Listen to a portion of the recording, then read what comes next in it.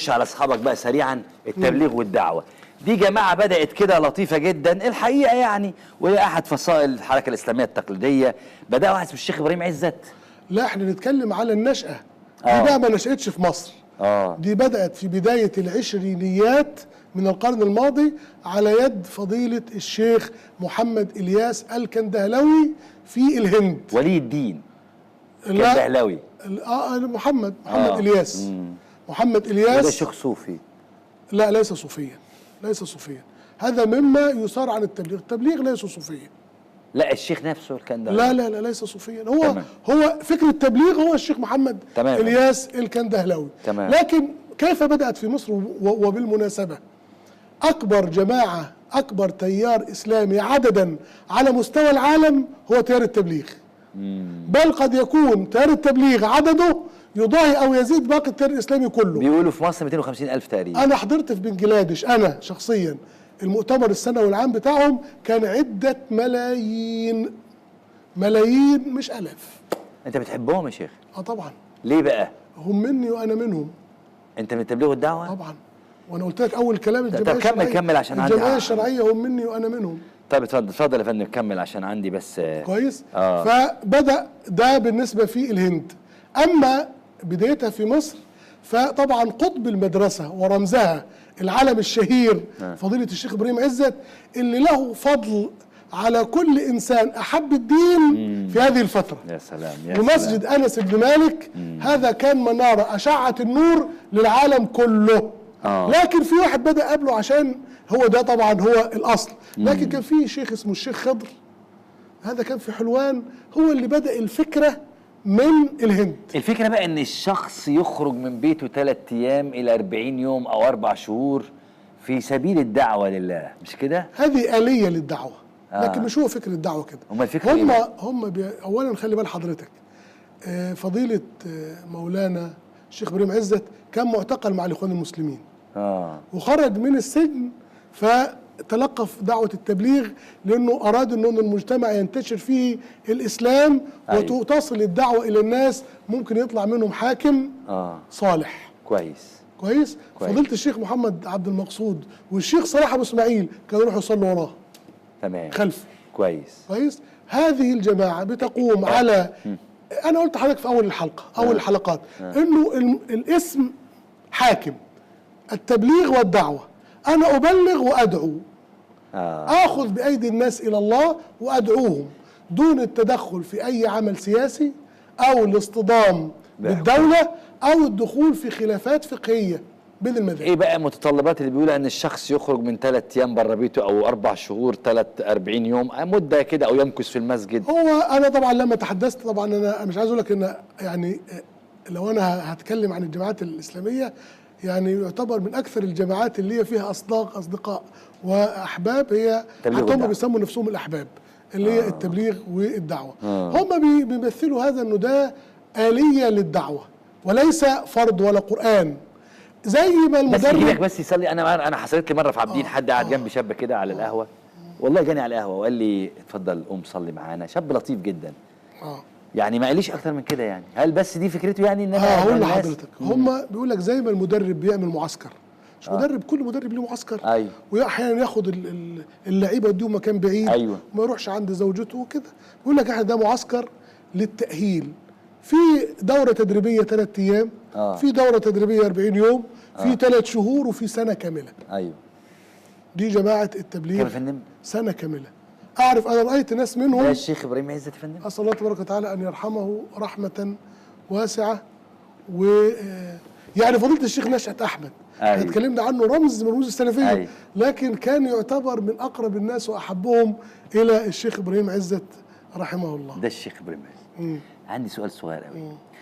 في بعض التحقيقات في أمن الدولة لما سألوا الجماعة الإسلامية مش الجماعة الإسلامية اللي هم اغتالوا السادات، قيل أن هناك كان في تعاون بينهم وبين جماعة التبليغ والدعوة، بدليل أن الشيخ إبراهيم عزت قال لهم أنا عليا أوصل لكم الناس للمسجد وأنتوا تعملوا اللي أنتوا عايزينه، تقولوا اللي أنتوا عايزينه. ده كلام يحتاج إلى تدقيق، ليس هكذا.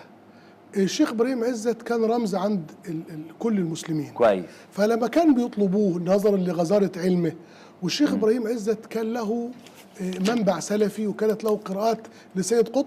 انا مش عشان مصري متحيز لكده، حقيقه جماعه التبليغ في مصر اساتذه ورموز للتبليغ في العالم كله، ده بشهاده الجميع. وان كان طبعا شيخ التبليغ في العالم الان هو الشيخ سعد هارون، هو حفيد المؤسس، ودي قياده شابه. انا التقيته طبعا، حفيد المؤسس الهندي. الهندي. ويتكلم عربي، الشيخ سعد هارون يتكلم عربي فصيح جدا.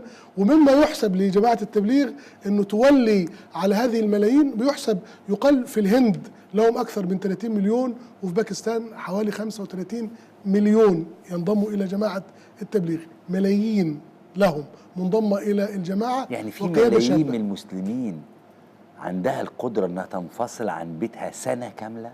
لا، دول المجموعه اللي هم الدعاة التربويين اللي هم بيطلعوا يربوا ويعلموا. طب دول يا فندم بيصرفوا بيوتهم، بتصرف منين؟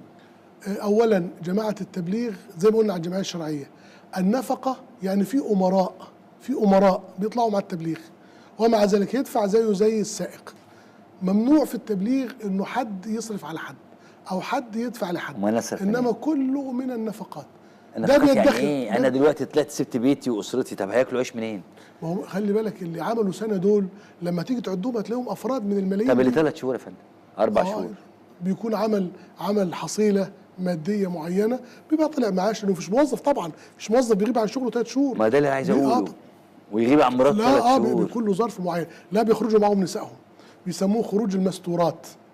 بيخرجوا معاهم ستاتهم؟ طبعا في سيدات يباتوا في الشوارع، يعني في المساجد. لا، السيدات لما بينزلوا خروج المستورات بيكون الخروج في بيت شخص من ناس التبليغ، يكون بيته كبير، ولا يسمح بالخروج في هذه الحالة إلا لشخص معاه زوجته أو أمه. حلو. خارجة معاه تعمل إيه بقى؟ لما مش يشوفها؟ بتدعو السيدات. بس مش هيشوفوا بعض؟ لا، يعني ال3 شهور لا بيلتقوا يعني، لكن مش هيقعدوا مع بعض، هو مش طالع يقعد معاها. طب هو كده ده فرصه. تعرف لو جربت الموضوع يا استاذ محمد، انا ان شاء الله. انت جربت يا فندم؟ لما طبعا انت جربت؟ انا رحت معاهم. لذيذ جدا، لطيف. ولما هتيجي قطر بس انا عايزك تعلي صوتك تقول لطيف عشان الناس في البيت عندك تعرف ان طبعا لطيف. لما هتيجي قطر هطلعك معاهم ان شاء الله. ليه اروح قطر؟ اطلع ليه الطلعه دي؟ الواحد يروح قطر يتفسح. قطر دي فيها اكبر مركز تبليغ في العالم العربي والله. بناه الامير الوالد الشيخ حمد، اكبر مسجد للتبليغ في العالم العربي، يتسع لمئات الالاف من الناس. والمسجد ده هو اكبر مسجد في قطر طبعا. وبيطلعوا مستورات برضه. طبعا، وفي عاملين لهم كده مساكن جنبه اشبه بالفلل، تتمنى تنزل فيها. عشان الفلل يعني ولا؟ لا، بقول لك مكان نظيف يعني، دول ضيوف الدعوه فبيستقبلوهم. وحضرتك بتطلع يعني بتطلع الطلعات الطويله دي؟ انا اقول لحضرتك، انا اول ما دعيت للتبليغ وانا طالب كنت بحبهم واطلع معاهم. وانا طالب ماشي مع الديه دي. ورحت المانيا. كويس قوي. فجو دعوني، كنت الامام الوحيد في المانيا الذي يترك لهم الدرس تقديرا لجهدهم. فلما دعاني ان اطلع معاه 40 يوم، قلت له انت طالع كام؟ قال لي 40 يوم. قلت له انا ليا 9 اشهر طالع من بيتنا في سوهاج، فانت خارج في سبيل الله 40 يوم وانا خارج في سبيل الله 9 اشهر. بس اقول لك حاجه، ده اتحول تحقيق، لانه من ادبيات التبليغ العظيمه انه لا ينبغي ان يذهب الى الدعاة والعلماء تقول لهم تعال. هم محمد ناصر، هم اللي ليه الاخ اللي جوه ده، ليه الاخ اللي قاعد ده تقول له تعال اطلع معانا الطلعه دي. لكن وما يزعلوش على فكره. يعني انا راجل قال لي تعالى اطلع معايا الطلعه دي، قلت له طلعت يا معلم، قال لي تطلع 3 شهور وبتاع، قلت له شكرا. اكثر التيارات الاسلاميه احتراما للعلماء والناس لهم، لو الناس، واكثر التيارات الاسلاميه لينا للجانب. ايوه. وخلي بال حضرتك، في مره من المرات في باكستان دعوا انه يعطوا 6 حقائب وزاريه، فكان ردهم بعد المشوره قالوا له لا، انت بعت لنا 6 مرشحين وزراء نعمل لك ليهم برنامج عندنا ويرجعوا، اما نحن فلا نشارك في العمل السياسي. ما شاء الله.